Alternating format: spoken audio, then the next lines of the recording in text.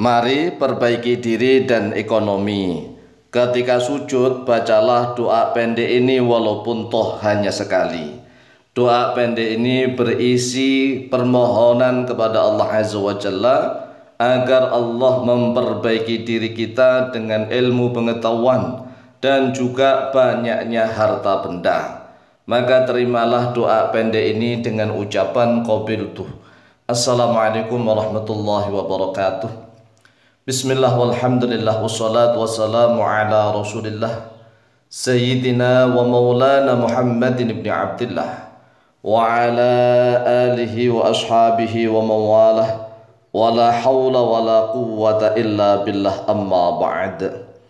Saudaraku kaum muslimin wal muslimat rahimakumullah, wabil khusus saudara-saudara kami para pecinta dan subscriber channel YouTube Al-Mu'allim Center dimanapun berada, yang tidak lupa dan tidak bosan-bosannya senantiasa kami doakan semoga Allah Azza wa Jalla memberikan kesehatan, sehat walafiat lahir dan batin.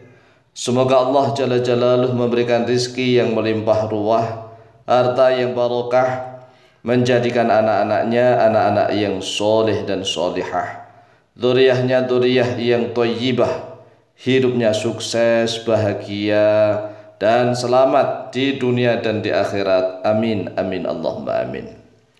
Saudaraku kaum muslimin wal muslimat rahimakumullah, ketahuilah bahwa posisi yang paling dekat bagi seorang hamba kepada Tuhannya adalah ketika hamba tersebut melakukan sujud.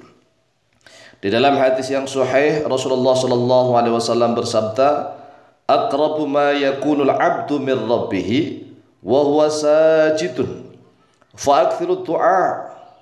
Sedekat-dekatnya keadaan bagi seorang hamba daripada Tuhannya, wa huwa sajidun. Wa huwa sajidun, dia dalam keadaan sujud. Fa'akthiru du'a, maka perbanyaklah oleh kalian ad-du'a fi sujud.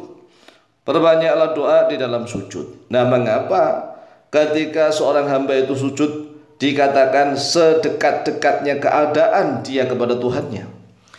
Karena manusia ketika sujud menghilangkan seluruh egonya, menghilangkan seluruh kesombongannya, menghilangkan seluruh apa yang dia miliki. Mungkin dia merasa selama ini pintar, pandai, cerdik, cendekiawan, atau mungkin dia selama ini merasa berkuasa, punya jabatan, punya pangkat. Mungkin selama ini dia merasa punya power, punya segalanya lah. Nah, manusia tatkala sujud kepada Allah, maka dia mengakui dia adalah manusia yang sangat lemah. Manusia yang sangat lemah yang membutuhkan kepada Zat yang Maha Pencipta. Oleh sebab itulah, gunakan waktu ketika sujud. Nah, kapan sujudnya? Apakah setiap sholat fardu? Ya tidak. Tidak setiap sholat fardu. Apakah setiap sholat sunat? Tidak. Baca doa ini pokoknya di dalam sehari, pilih saja sujud yang mana. Misalnya nih, kalau sholat qobliyah ba'diyah misalnya, ya qobliyah ba'diyahnya. Qobliyah ba'diyah itu sholat rawatib ya, sholat rawatib, sholat yang mengikuti sholat fardu. Pokoknya usahakan doa ini dibaca di dalam sujud, entah itu sujud yang sholat mana, terserah pilih yang mana. Kalau misalnya mau sholat fardu silahkan, mau sholat sunnah silahkan, mau sholat tahajud silahkan, mau sholat hajat silahkan, mau sholat duha silahkan, mau sholat tasbih juga silahkan. Tetapi kalau sholat tasbih itu sudah ada khusus bacaan khusus tasbih ya. Jadi dalam sujudnya itu khusus tasbih. Nah, kalau bisa ya jangan di sholat tasbih nih, sholat yang lain tasbih, sholat selain sholat tasbih. Pokoknya usahakan di sholat mana terserah. Tidak harus setiap sholat loh ya, tidak harus setiap sholat, tidak harus sholat tertentu, tidak. Usahakan baca doa ini di dalam sujud yang Anda pilih sholat mana. Mau sujud terakhir saja silahkan, mau setiap sujud silahkan, mau di sujud sholat fardu silahkan, mau sujud di sholat sunnah silahkan. Intinya doanya begini: Allahumma anta rabbi wa ilahi, laka sajadtu, iyyaka a'budu wa iyyaka asta'in, akrimni fid dunya bil ilmi wa kathratil amwali, wa akrimni fil akhirati bi jannatika wa ridhak. Ini doa yang harus dibaca. Lah karena doa ini harus dibaca ketika sujud, maka syaratnya yang pertama harus hafal terlebih dahulu. Jadi hafalkan doa ini, Allahumma anta rabbi wa ilahi. Ya Allah, Engkau adalah Tuhanku dan Tuhanku. Lah, makna Rabbun dan Ilahun itu kita harus paham nih. Rabbun artinya Tuhan yang mencipta. Allah Rabbul Alamin. Allah itu Tuhan pencipta seluruh alam. Jadi Rabbun itu Tuhan yang mencipta, Tuhan yang mengurus, Tuhan yang memelihara, Tuhan yang mendidik, tarbiyah, itu Rabbun. Kalau Ilahun adalah Tuhan yang menjadi sembahan. Sedangkan banyak manusia yang menyembah Tuhan yang tidak mencipta. Jadi banyak sekali manusia yang menyembah Tuhan yang tidak mencipta, menyembah patung, menyembah matahari, menyembah bulan yang tidak mencipta. Dan sedangkan kita adalah umatnya Nabi Muhammad SAW. Tuhan kita bernama Allah. Allah. Nah, Tuhan Allah itulah Tuhan yang menciptakan kita dan Tuhan yang kita sembah. Sehingga kita membaca Allahumma anta rabbi wa ilahi. Ya Allah, Engkau adalah Tuhan yang menciptakan aku dan Engkau adalah sembahanku. Laka sajadtu.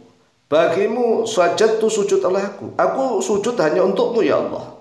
Laka sajadtu. Iyyaka a'budu, hanya kepadamu a'budu, menyembah oleh aku. Wa iyyaka asta'inu, dan hanya kepadamu asta'inu, meminta pertolongan oleh aku. Akrimni, akrim, muliakanlah oleh Engkau ya Allah ni kepadaku. Fid dunya, di hidupan dunia ini, bil ilmi, dengan ilmu pengetahuan. Wa kathratil amwali, dan dengan banyaknya harta. Jadi kita minta kemuliaan di dunia ini yang pertama dengan ilmu pengetahuan, dan yang kedua dengan banyaknya harta. Karena manusia itu sudah kalau diberikan dua hal ini, yaitu ilmu dan pengetahuan, ilmu pengetahuan dan harta benda, maka bisa menguasai segalanya. Orang yang banyak harta ya bisa membeli jawara-jawara yang paling sakti. Ya, kalau jawara-jawara sakti belum tentu bisa membeli orang kaya. Makanya jadi orang kaya itu enak, bisa membeli, bahkan membeli kiai, membeli ustadz, membeli macam-macam. Maka kita minta kemuliaan itu dengan ilmu dan banyaknya harta.